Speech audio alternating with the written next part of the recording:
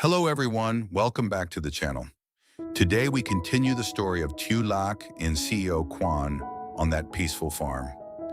After the warm dinner from the previous episode, the atmosphere still seemed to carry a gentle warmth, but deep inside Tieu Lac's heart, everything was in turmoil. The faint golden light from the oil lamp in the small wooden house gradually dimmed. Tieu Lac walked into the corner with heavy steps. She sat down on the old chair, her hands clutching the hem of her dress tightly. The image of her older brother with that triumphant smile as he snatched away all the money she had worked so hard to earn from harvesting gourds under the scorching sun kept replaying clearly in her mind. It wasn't just the loss of money that hurt, it was the betrayal from her own flesh and blood. Outside, the farm remained as tranquil as ever. The wind whispered softly through the lush green gourd trellis, carrying the familiar scent of moist earth. But in Tieu Lac's heart, that wind felt piercingly cold. She quickly wiped the corners of her eyes, trying hard not to let the tears fall, afraid that Quan would notice. The days she spent beside him had brought her a rare sense of peace in her difficult life. Yet in just one moment, everything seemed to be shattering into pieces. As for Quan, he was still standing in the dark yard. His tall figure was cast under the faint moonlight. He wasn't doing much, just quietly watching the house. Those deep eyes seemed to see through everything. As a CEO who had weathered countless business storms, Quan was very sensitive to the silences that hid pain. He didn't step inside right away. He simply stood there, and in his heart, a quiet determination was slowly forming. He couldn't let this fragile girl endure it alone any longer. In the gentle darkness enveloping the farm, Quan quietly took out his phone. He called his assistant Nam with a low, deep voice, speaking concisely. "Look into Tieu Lac's older brother. Do it discreetly. Don't let her know." Those words carried the weight of a man used to making quick decisions. Assistant Nam replied briefly, but Quan knew the information would reach him soon.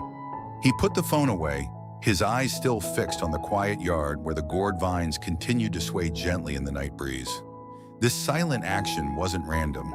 It came from a deep concern that Quan had not yet put into words. This farm had once healed him during his days of illness, and now it was becoming the place where he wanted to shelter the girl who had quietly cared for him. The incessant chirping of insects in the fields blended with the strong rhythm of his heartbeat. Quan didn't want Tieu Lac to continue living in fear from her own family. His determination to protect her was becoming clearer in the silent night. A moment later, Quan stepped gently into the house. The flickering oil lamp cast its light on his stern yet unusually warm face. He sat down beside Tieu Lac, and his deep, slow voice sounded, "You don't have to hide your sadness alone anymore." Those simple words made Tieu Lac start slightly. She looked up, her eyes still red and swollen, trying to force a faint smile. The distance between the two of them seemed to shrink in the small, confined space of the wooden house. Quan didn't pressure her or ask insistently. He simply sat there, like a solid anchor amid the storm raging in her heart. Tieu Lac clenched her hands tightly, her mind torn in a fierce struggle between the habit of keeping all her pain locked inside and the deep longing to share it with someone. The night wind slipped through the cracks in the door, carrying the familiar scent of moist earth, as if reminding her that no matter how harsh life could be, people still needed a shoulder to lean on in silence. And then, Tieu Lac's tears finally could not be held back any longer. They fell uncontrollably. Her voice trembled as she recounted, "My older brother, he blocked my way on the path home. He searched my pockets and took all the money I earned from selling the gourds today. I just want to live peacefully. Why did he do this to me?" Her confession, mixed with choked sobs, echoed softly in the small wooden house. Quan sat silently listening. His deep eyes shone with pity and a restrained anger. This was the first time Tieu Lac had opened her heart to him, sharing the pain that came from her own flesh and blood. The atmosphere in the house grew heavy, yet at the same time it was filled with a silent, profound connection. Quan didn't interrupt. He only gently placed his hand on her shoulder, a wordless gesture of comfort. Tieu Lac's pain seemed to lighten a little as she was finally heard. And in Quan's heart, that moment awakened a stronger determination to protect her than ever before. After listening to everything, Quan spoke to her gently, his voice warm. "I won't let you endure this alone anymore." Those words spread a sense of peace amid the pain that was still surging. Tieu Lac looked up at him. Her eyes glistened with tears, but they also shone with a fragile ray of hope. That moment made the distance between the city CEO and the farm girl feel narrower than ever. Quan clearly felt the heavy weight of his company responsibilities pressing down on him, but the image of the vulnerable Tieu Lac in front of him made it impossible for him to leave right then. He secretly made a decision in his heart. He would postpone his return to the city, at least for now, so he could stay by her side and protect her in the coming days. The night wind outside the gourd trellis seemed gentler, as if quietly witnessing the bond that was slowly growing between these two very different people. Quan looked at Tieu Lac for a long moment, his eyes gentler than ever before. He spoke softly, his deep, warm voice filling the quiet wooden house. "I will stay here a little longer." Those words felt like a sudden warm breeze. Tieu Lac lifted her head quickly, her eyes widening in surprise and deep emotion. She never expected someone like Quan, a busy CEO burdened with so many heavy responsibilities, to be willing to postpone his return to the city just for her. Tears still lingered on her lashes, but now they mixed with a trembling smile. The atmosphere inside the house became unusually warm under the faint golden glow of the oil lamp. Tieu Lac smiled through her tears, her heart filled with silent gratitude.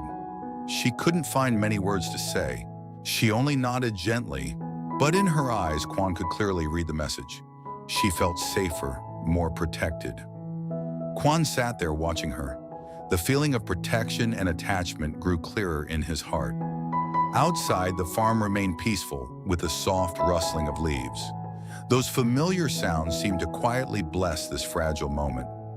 Although the pressure from the city still loomed on the horizon, at this time, Quan's decision to stay brought Tieu Lac a new ray of hope. Hope for a solid support in a life full of storms.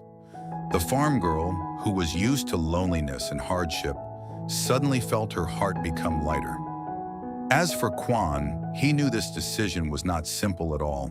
The responsibility toward his company still weighed heavily on him. But the moment Tieu Lac cried and opened her heart had changed everything. He couldn't leave while she was still hurting. They sat together in silence. No need for many words. Just this closeness was enough for both of them to feel the change happening inside their hearts. The night wind slipped through the door cracks, carrying the gentle fragrance of the gourd trellis and the earth after a long day. That moment was beautifully quiet, like a slow, cinematic scene where feelings were growing naturally, without any need for dramatic words. But then, right when the atmosphere was at its gentlest and warmest, Quan's phone suddenly rang, shattering the peace. Quan glanced at the screen, and his expression changed slightly. It was a call from his mother. He answered calmly as always. "Yes, Mother." Her voice came through the speaker, stern and unable to hide her worry. "Quan, you must remember your family responsibilities.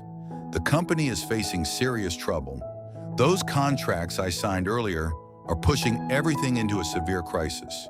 Cash flow is critically low. You cannot stay at the farm forever. You need to come back soon to handle this." Each word she spoke felt like a sharp blade cutting through the newly formed peace.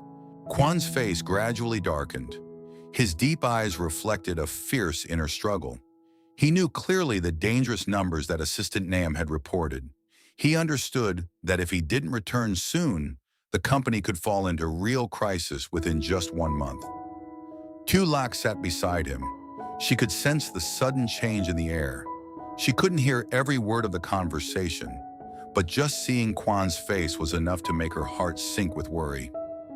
The smile that had just appeared on her lips suddenly faded. She clenched her hands tightly, trying not to let her emotions show too clearly. Quan continued listening as his mother spoke, his grip on the phone tightening. He didn't reply immediately. In his mind, two completely opposite images were clashing. One was the peaceful farm with Tieu Lac, the girl who had quietly cared for him and had just opened her heart to share her pain. The other was the city with its heavy responsibilities, urgent meetings, and family pressure. The wind outside the gourd trellis was still blowing, but now it felt colder.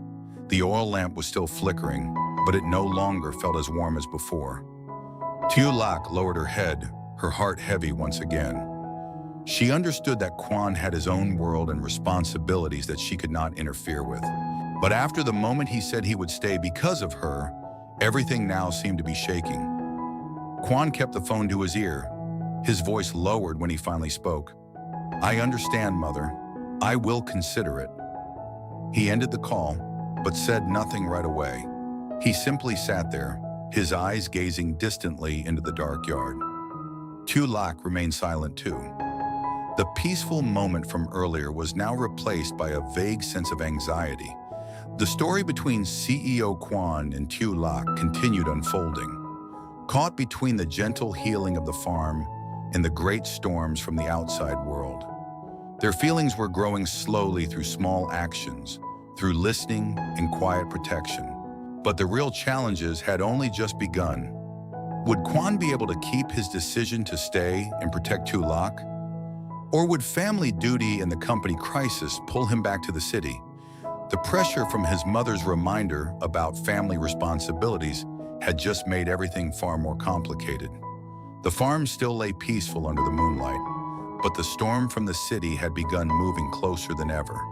And perhaps in the next episodes, we will see more clearly the difficult choice Quan must make, as well as the deep changes in Tieu Lac's heart when facing the possibility of his departure.